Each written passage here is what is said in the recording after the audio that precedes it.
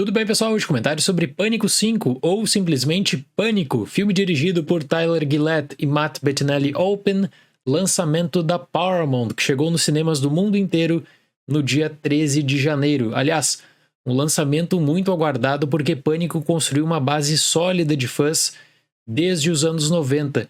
E nós temos aqui a primeira produção sem a participação do Wes Craven, que faleceu em 2015. Eu creio que algumas questões são muito pertinentes e válidas até mesmo para pensar no conceito desse filme. Por exemplo, até que ponto um produtor, diretor e roteirista consegue trabalhar propriamente com uma história original, já que existe a pressão do resgate de elementos, no caso da franquia Pânico, elementos muito fortes no que diz respeito à construção do terror, porque estamos falando aqui de um filme que redefiniu o slasher nos anos 90 e acabou sendo base para a inspiração de tantos outros longa-metragens.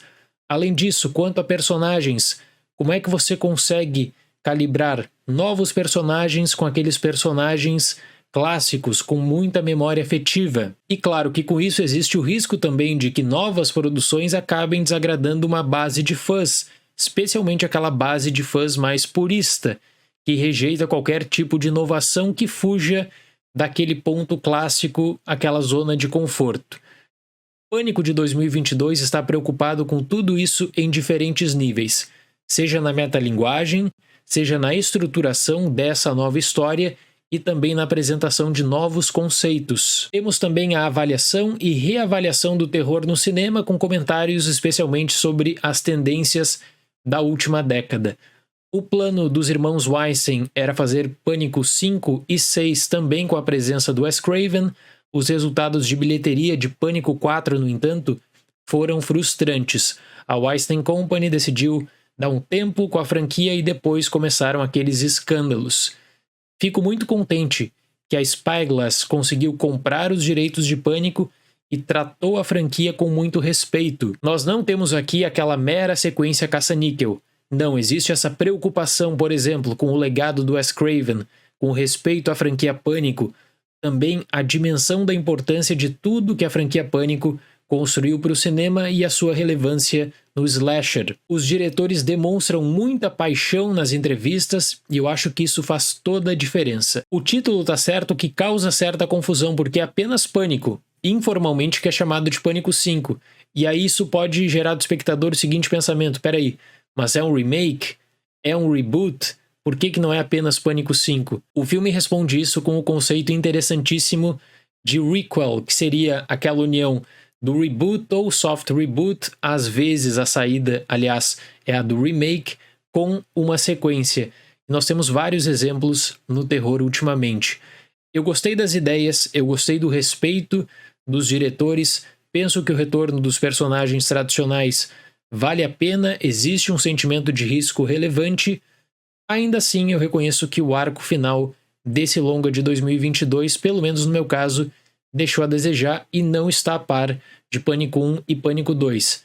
De todo modo, uma boa entrada na franquia. Um novo assassino veste a máscara de Ghostface e aterroriza Woodsboro. Após Tara, interpretada por Jenna Ortega, ser atacada, sua irmã Sam, interpretada por Melissa Barrera, retorna para a cidade e revela alguns segredos que podem demonstrar uma conexão dessa onda de crimes com os primeiros ataques nos anos 90. A relação passado-presente é fundamental para o desenvolvimento de Pânico e atinge especificamente o terror. A diferença do slasher do passado, dos anos 90, que já foi extremamente popular, para esse novo terror, esse terror mais refinado. E existe inclusive uma consideração ali de vários filmes que passaram e fizeram muito sucesso recentemente. Aliás, nessa discussão passado-presente, a própria tecnologia entra em campo. A noção básica é a da diminuição gradual da importância do telefone fixo, que atualmente poucas pessoas utilizam, até com os vários métodos e meios de comunicação, né? Então, isso é posicionado no filme, essa discussão acontece até para mostrar que as raízes de Pânico também estão ali presentes. A nostalgia e a memória afetiva nesses casos pode se tornar uma grande aliada para a experiência. No meu caso, eu não me interessei tanto assim pelos novos personagens, ainda mais na constante de revisitar o filme de 1996, às vezes de maneiras bem forçadas. O diferencial de Pânico 5, para mim, foi a questão de risco envolvido, porque você sente que os personagens estão vulneráveis, você sente uma certa carga de indefinição até mesmo quanto à resolução do crime. Tá certo que a sequência final não me agradou muito, como eu mencionei anteriormente, mas a franquia Pânico tinha um problema com uma zona de conforto.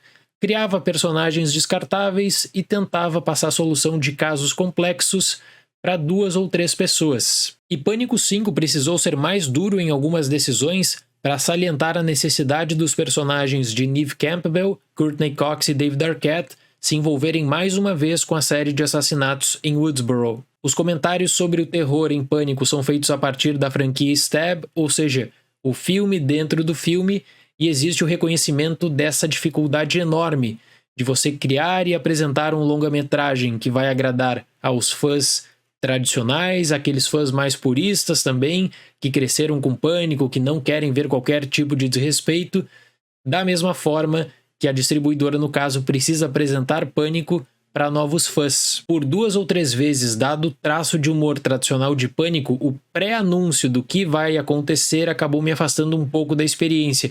Eu juro, eu queria ter curtido bem mais o final de Pânico 5.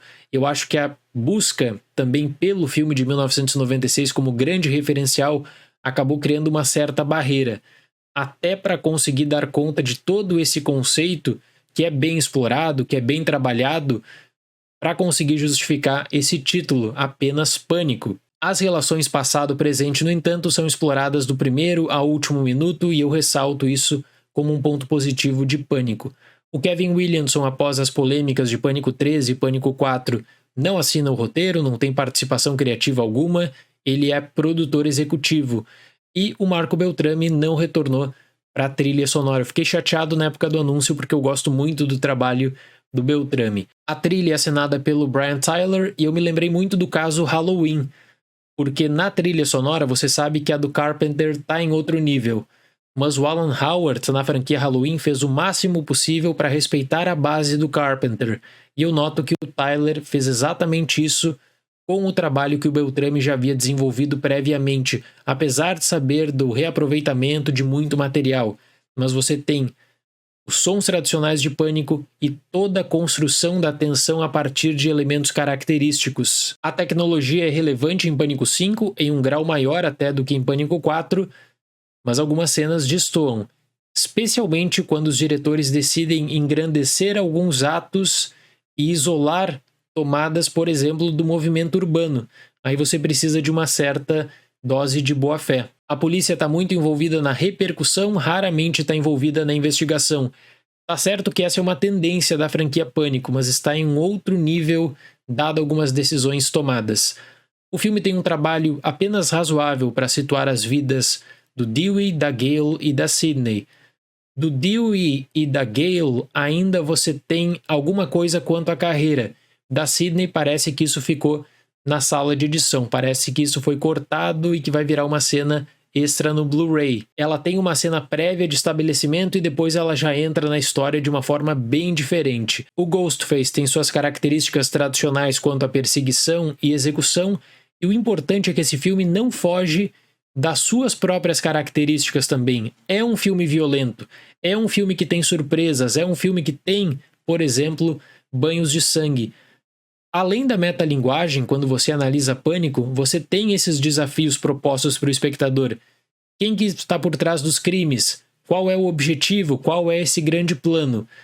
Não considero que Pânico de 2022 foi tão inspirado quanto Pânico e Pânico 2, mas é uma grande entrada na franquia. Para Pânico 5, nota 7. Eu tô bem curioso para saber qual vai ser o resultado de bilheteria de Pânico 5. Existe o interesse dessa nova produtora e dos diretores de continuar a franquia agora em um período mais curto entre filmes. Já fiz aqui no canal também a crítica dos outros filmes Pânico, vou deixar a playlist como recomendação. Muito obrigado pela atenção, até o próximo vídeo e tchau!